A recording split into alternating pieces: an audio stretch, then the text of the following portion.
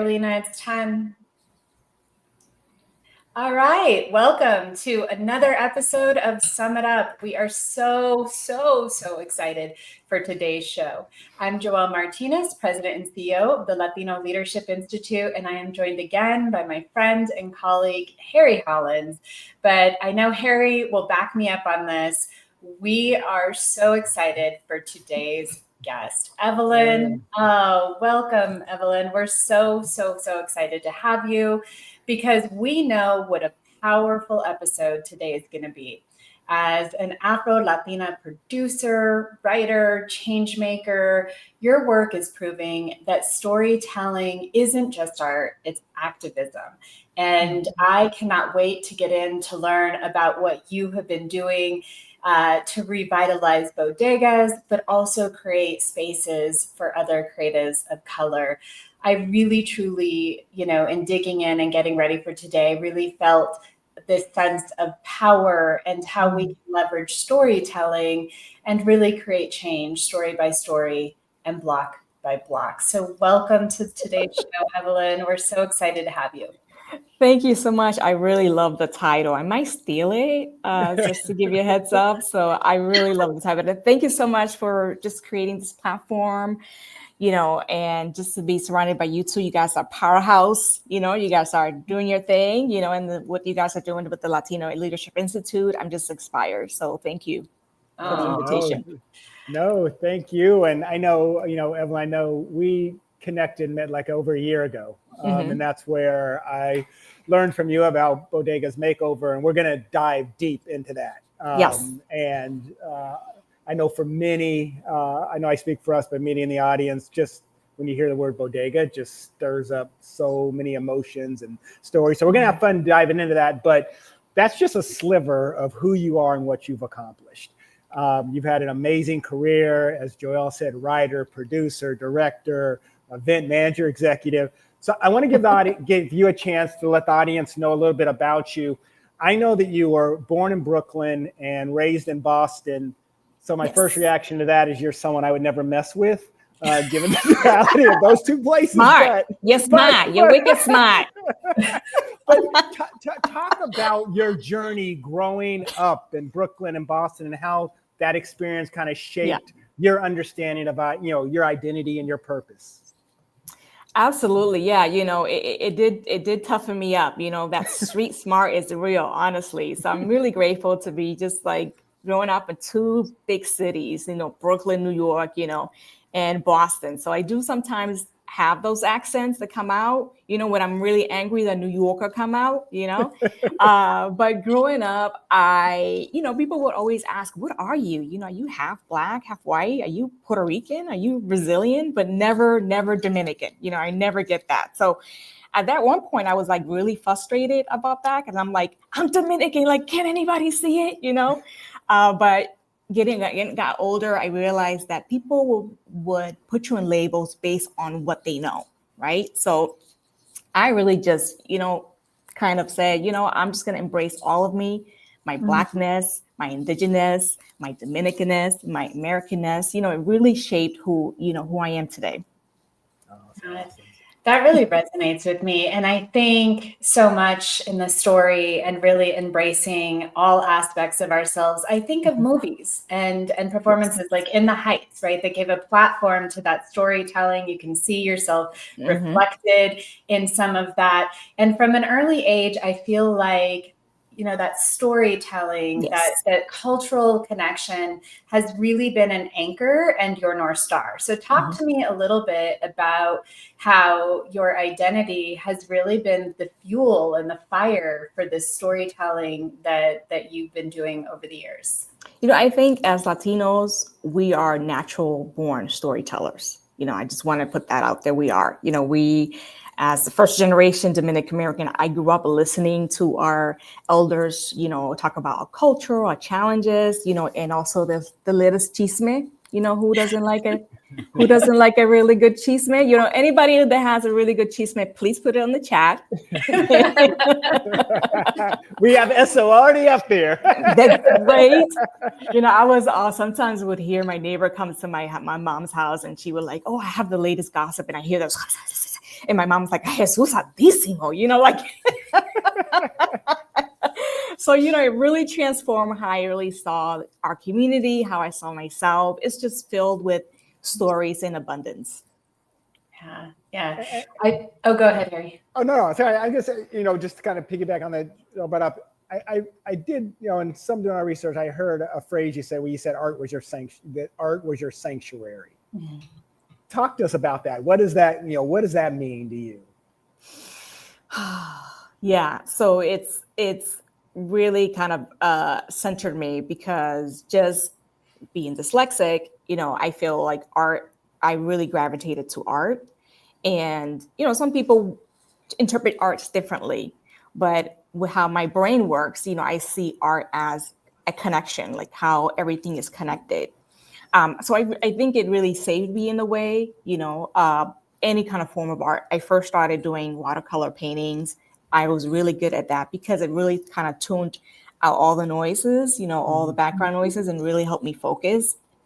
So I oftentimes will draw before I study, because it helped me kind of get ready for a test or get ready for an exam. So it was really sort of my savior. I don't do it anymore, which I should get back to it. But, when I was in school, that was something that I did a lot. Yeah.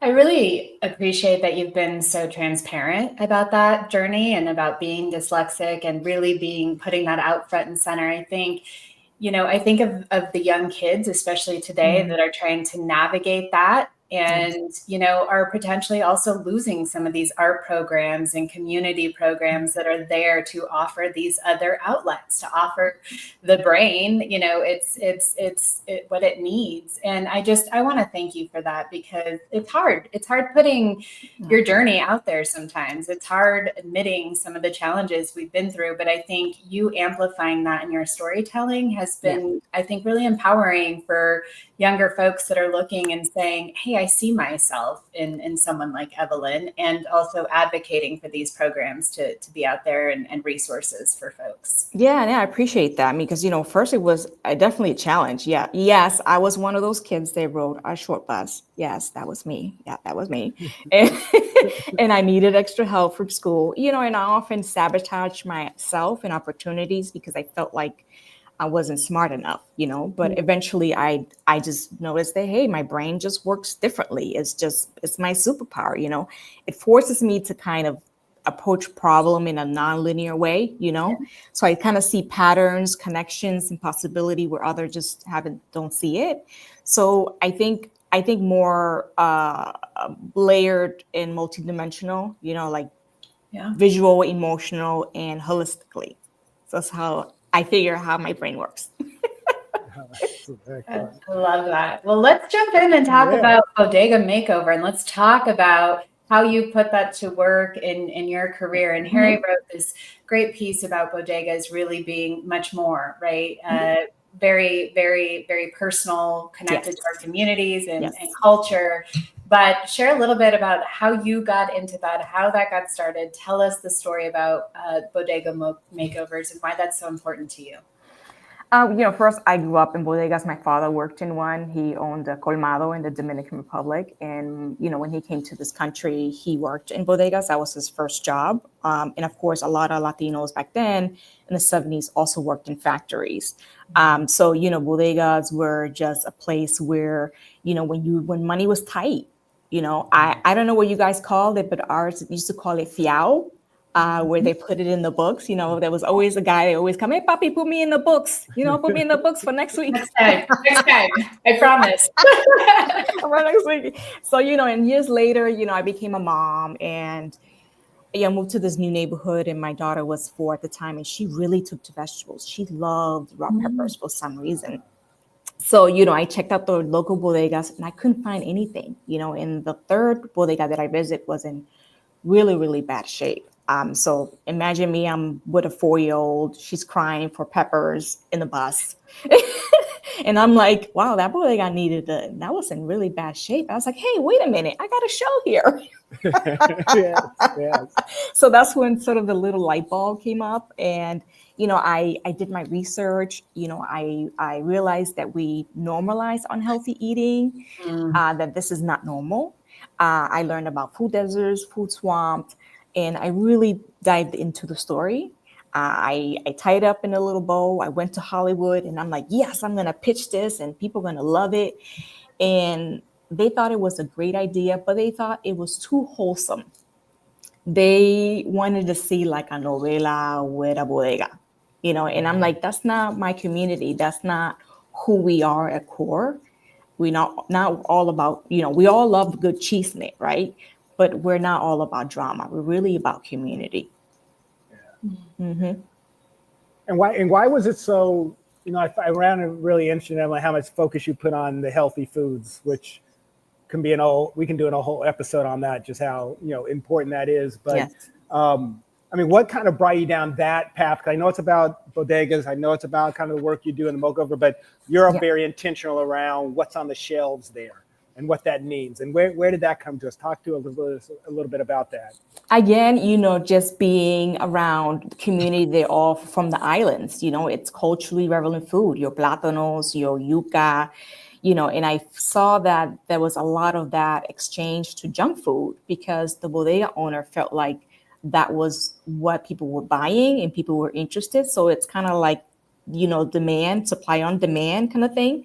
So I've noticed that there was a lot of changes and, bodega owners want to serve some healthy foods, but I feel like there's a disconnect there, So yeah, I was, I just very intentional when it comes to like, hey, let's bring some healthy options in the front and the junk food in the back. And it really works. People, when you see the bodegas, that's a lot of people complain about. It's like there's always junk food in the front. So it wasn't really all about my decision. It was actually the community decisions to when we did the makeover in Roxbury, that was the number one complaint, that it was too many junk food in the front. Wow. Yes. Yeah. Well, as a mom, when I'm impressed that your 4-year-old daughter wanted peppers and not, Starburst or something like that. So you're doing many things right. Parenting. Thank you. Well, she's 14 now. She prefers the Starbucks, but teenagers. Yeah, they switch. They switch. You keep using the word intentionality.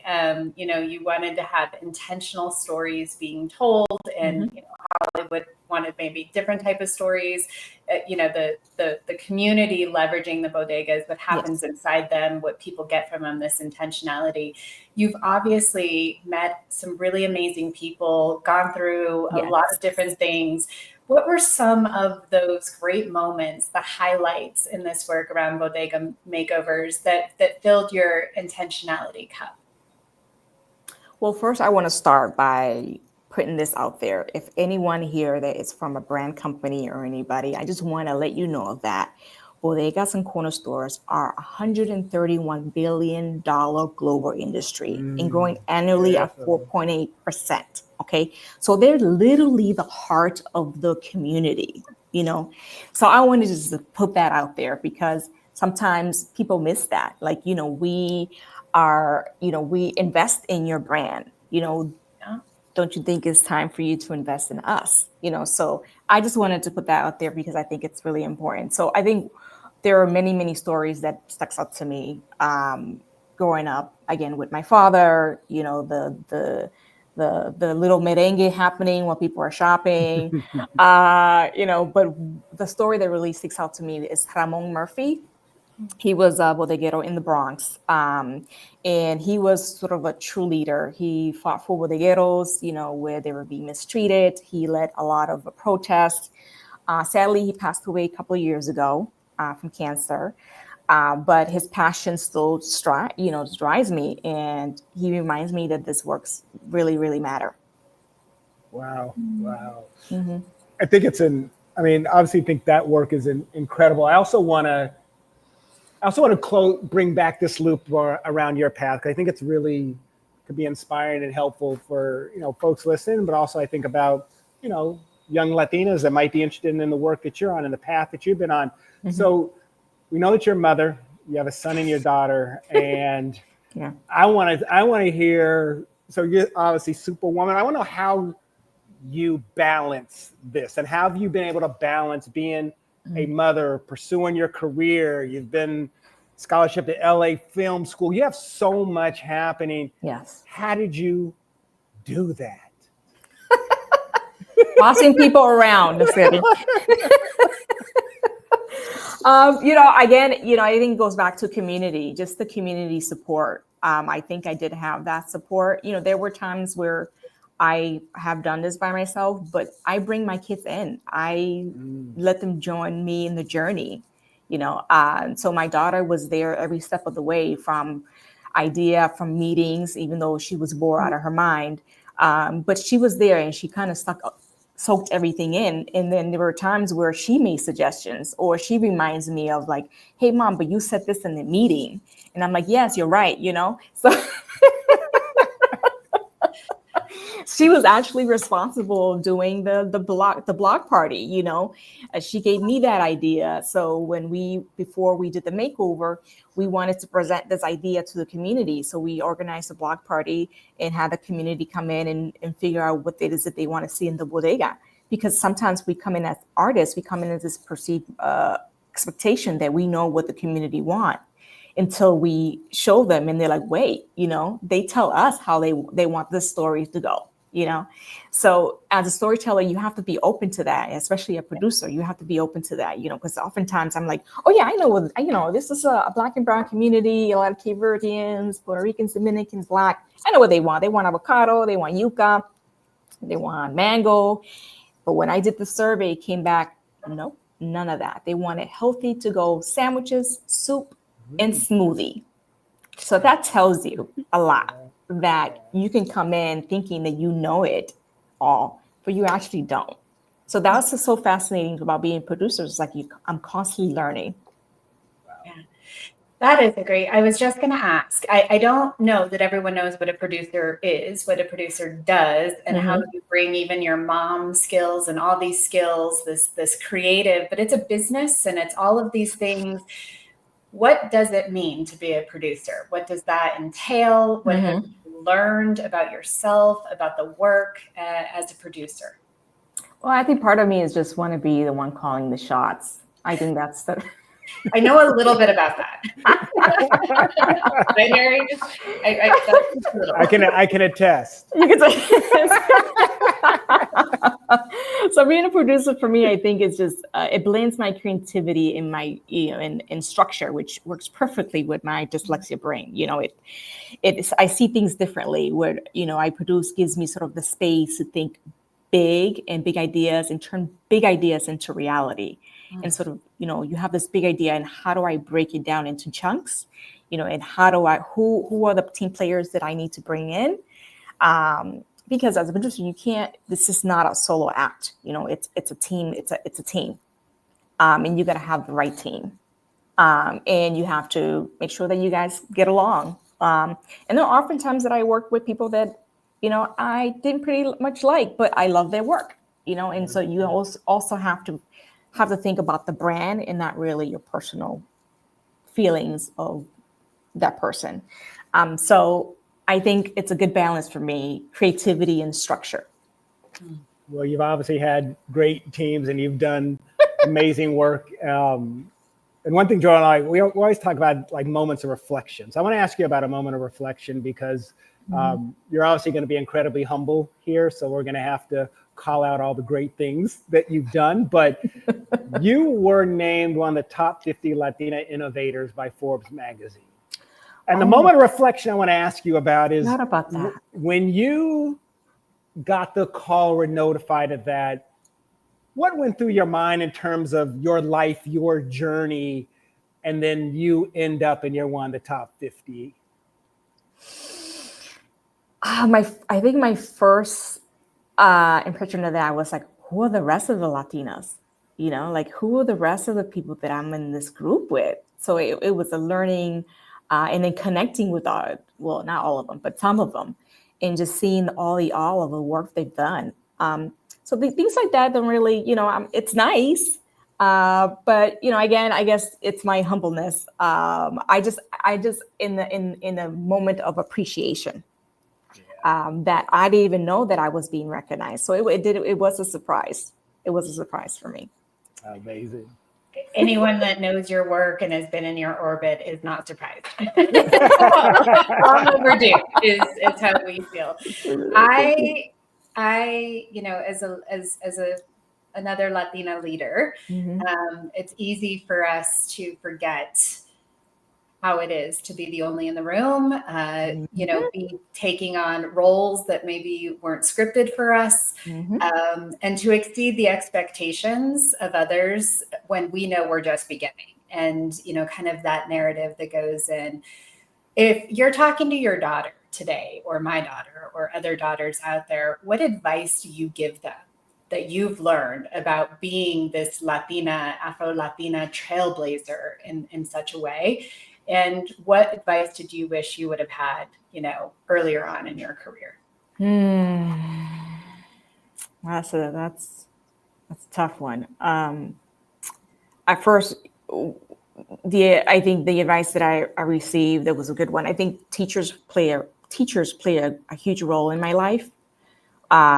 They saw something in me that I didn't see myself. Maybe I did see it, but maybe I suppressed it. And my advice is always for young people when I ever do a conversation is, find your village, find people who will lift you up, people that will also challenge you at the same time. That's my sole advice is, it takes this, especially if you want to be a producer or any role in the entertainment industry, is find your village. That you're gonna have come across a lot of no's. I've been pitching Bodega Makeover for a long time. I probably got maybe 200 no's. Yep. But you have to keep follow your gut. And when you're young, you don't know what that is. You're like, what? Follow my gut? What do you mean?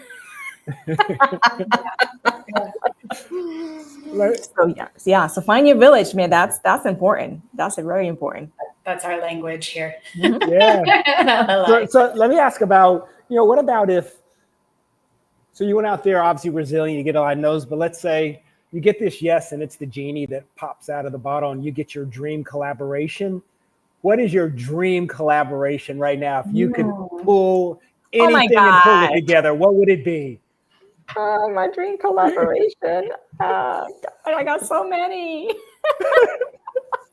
If you're talking about Latinas, in the industry, Eva Longoria and Nelly Galan, they're both powerhouse Latinas. But my dream collaboration is any nonprofit organization that has on-tap stories that no one knows about. That's the gem, is those untold stories.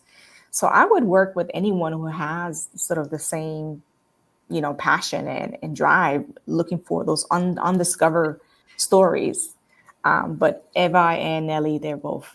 I actually had an opportunity to speak to Nelly Galang, and she gave me some really good advice. So I am grateful for her. Very much. I hear those names from a certain person I report to. So I can already see Joelle's face. Nelly, I'm like, oh no. Oh, I'm so excited. And she's going to love this that I'm putting her out. But Nelly's a good friend of mine. We served on Coca-Cola's Hispanic Advisory Board, but other projects over the years. So we'll talk offline. Okay. Yes. I'm grateful. Yes. This is what excites Harry and I. And we have this vision, Evelyn, that you're a part of.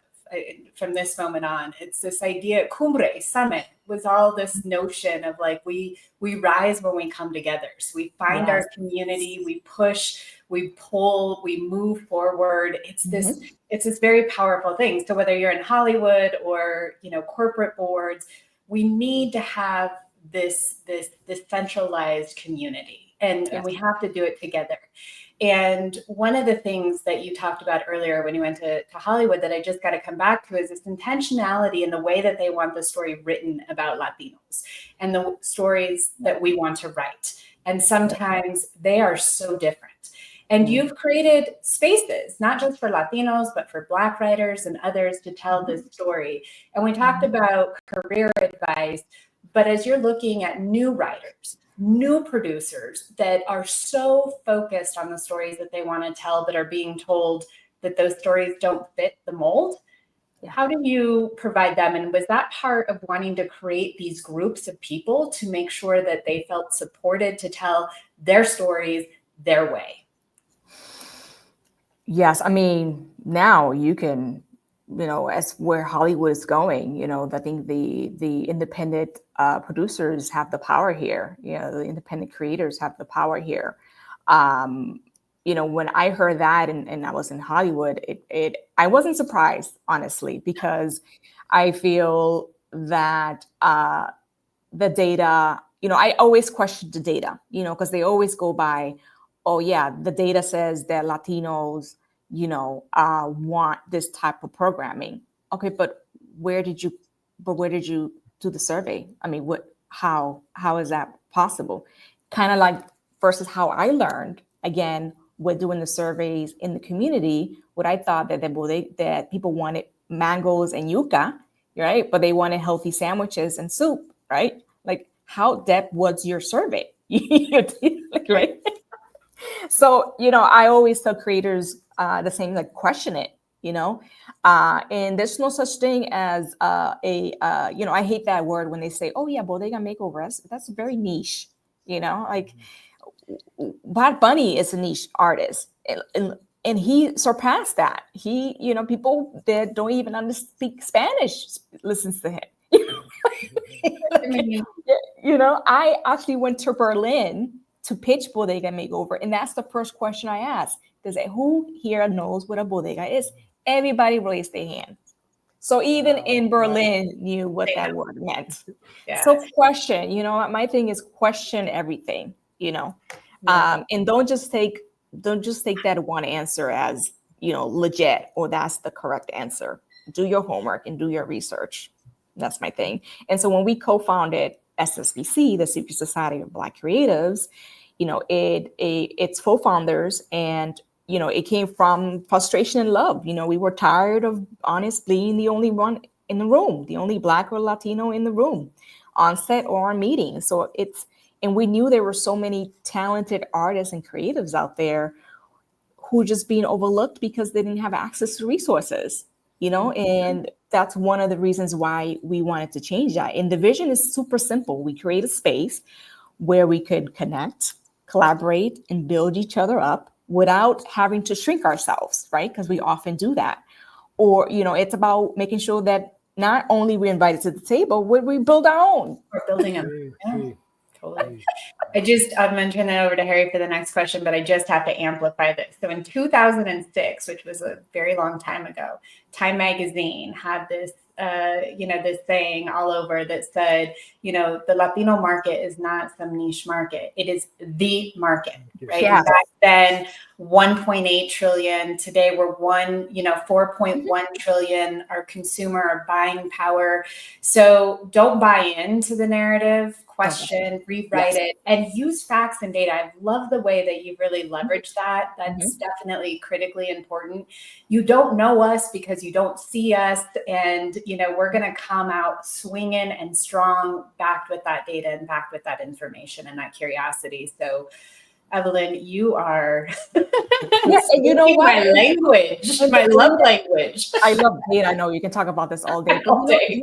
And also it changes. How many Latinos you see now there are mixed? There are Asian and Latinos, there are Black and Latinos, there are Jewish and Latinos. The data is constantly changing. You don't know, and don't think, I don't really like to box myself into one genre, I'm not a non-scripted series producer, but I love to do scripted producing. I like to do commercials. I like to do nonprofit work. So, don't think that you have to box yourself. This is not Hollywood 1990s. This is creative, independent creative to 20. What year are we? 2025. So 2025. as we're in 2025, you talked about Berlin. So let me ask, kind of coming off of that, what would be your next dream city to take Bodega Makeover to? And where would the bodega be? Oh, well, of course, it has to be my birth city, Brooklyn, New York. New York, the birth of bodegas. I got to give praise to Puerto Ricans. They started bodegas back in the 1930s, 40s when they was, discriminated. They built their own. They used the little shop and they started selling culturally relevant food that was from the island. So praise to the Puerto Ricans, and also opened up the doors for Dominican comes in the 80s when my father's uncle, that was Puerto Ricans, gave them the opportunity, helped them out to open its own bodega. So Puerto Rico is another place I would love to go. Chicago, of course, Boston, and Los Angeles, of course, all the major cities. But Puerto Rico is definitely on the list. Anybody in Puerto Rico who want us to go over there, please reach out to me. Harry, make that happen. Yes. Since I'm sitting here right in San Juan, Puerto Rico, so absolutely, you can see it would be dynamic. And we talk a lot, Evelyn, and there's a bodega literally a block, which is a Dominican bodega called Eros, right around the street from me that we go to often. So absolutely. Yeah. Evelyn, I could talk to you all day, and we probably will continue this. I know we're going to continue this conversation, but I want people to be able to support you, support your work. How can folks, beyond if you're in Puerto Rico, Chicago, LA, I'll throw Denver in because that's our home base. Denver, yes. But how can people support you? How can we make sure that your work is on our airwaves and we can see more of these Latino stories that are true to our core, to our heart, to our vision? How can we help? How can we get connected? How can we support you in your work? Yeah, I love to hear stories. Share your local bodega stories. Send them my way. Give me your experience. One of the things that I would like to see, sort of the ripple effect is, my hope is that this series, sparks ideas, especially for young people, how maybe, how do we eat better? How do we support small businesses? And if there's nonprofits on this live, use bodegas. They're underutilized. You can use them to collaborate. I know a lot of the SNAPs benefits are being cut. Is there a way that you become a physical sponsor of bodegas where they can get, affordable foods? What about using your local public access and to amplify what you're doing with bodegas in the community? I think there's a lot of missed opportunities. Another idea, I'm just throwing it out there, right? Is, maybe using, a lot of the big pharmacies are closing, CVS, Walgreens are closing, maybe using bodegas as a drop off of medication where elders can get their, their diabetes medication or high blood pressure medication. So I think the ripple effect, I'm hoping that this show really sparks conversation and some creative ideas. So please send them my way. If you're a brand, I'm interested in speaking with you. We want to get this done. Hopefully by 2026.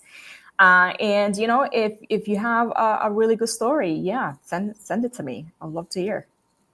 Wow. I hope and encourage everyone to do that. Reach out with your stories, your connections. Funding is always at the top. I'll be out there asking for funding to support Evelyn, her work, Bodega Makeover. Harry, before I close this out, any last thoughts, comments, questions for Evelyn?